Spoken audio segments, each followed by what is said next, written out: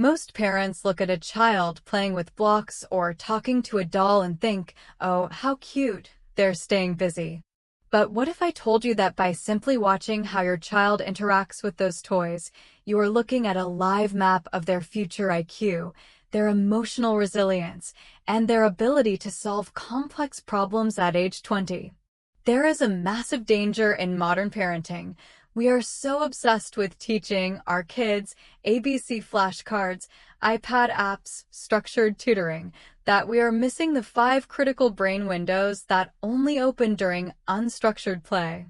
If you miss these windows, you aren't just missing a cute moment, you're missing the chance to hardwire executive function into their developing prefrontal cortex. Today, I'm going to show you how to spot the 5 stages of brain development just by watching your child play, and why the bad parts of play, like frustration and mess, are actually the good parts of their growing brain.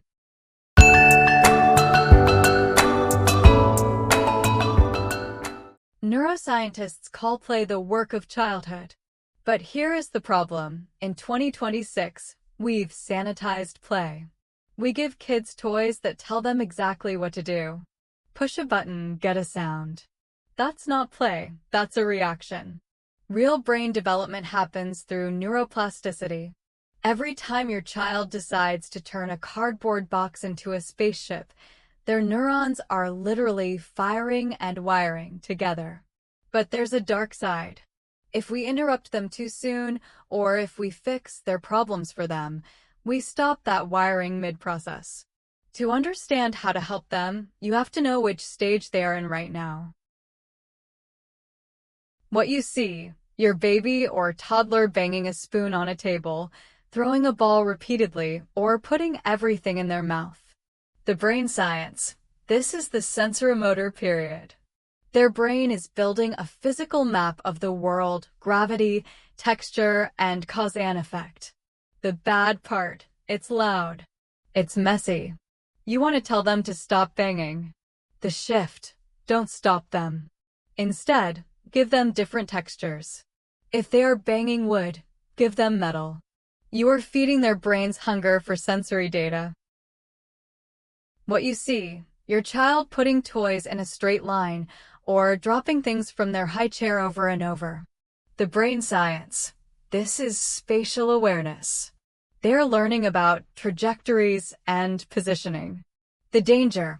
Parents often see this as obsessive or naughty. The shift. Stop seeing it as a mess. They are practicing geometry. If they are throwing things, don't just say no. Say, you want to explore distance. Let's throw these soft socks into a basket instead. What you see. A banana becomes a phone. A stick becomes a sword. The brain science. This is a massive cognitive leap. This is the birth of abstract thought. If a child can imagine a banana is a phone, they will later be able to imagine that the letter A represents a sound. The mistake, correcting them. No, honey, that's a banana. Never do this. You are essentially shutting down the creative centers of the brain. The pro tip, join the play, but let them lead. Ask, who is on the phone?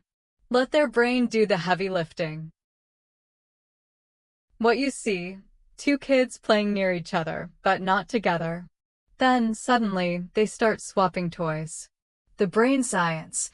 This is the development of the mirror neuron system. They are learning empathy and social negotiation. The bad part, fighting over a toy. The viral shift. We always tell kids you have to share. Stop doing that. Forced sharing teaches nothing about the brain. Instead, teach turn-taking. It builds the prefrontal cortex's ability to wait, also known as delayed gratification, the #1 predictor of adult success. What you see, complex games with specific laws they make up. You can't touch the blue carpet because it's lava. The brain science. This is executive functioning at its peak. They are practicing working memory, cognitive flexibility, and impulse control. The warning. If you always provide the rules, like organized sports only, they never learn how to create systems. The action: give them loose parts, sticks, blankets, tires. The less the toy does, the more the brain has to do. So, here's the truth. The good part of education isn't found in a workbook. It's found in the quiet concentration of a child trying to balance 3 blocks. The bad part is that real brain development is inconvenient. It's loud, it's frustrating, and it involves a lot of failures. But every time your child gets frustrated and doesn't have you step in to fix it immediately, their brain is building a frustration tolerance muscle that will save them later in life. Your goal for this week: stop teaching for 20 minutes a day. Just sit. Observe. Identify which of these 5 stages your child is in. When you see the stage, you see the brain. Now, identifying the stages of play is only half the battle. If you noticed your child is in stage 4 and struggling with social interaction, you need to watch this video here on why forcing your child to share is actually damaging their social IQ. I'll see you over there. And remember, the best thing you can give your child's brain is the space to use it.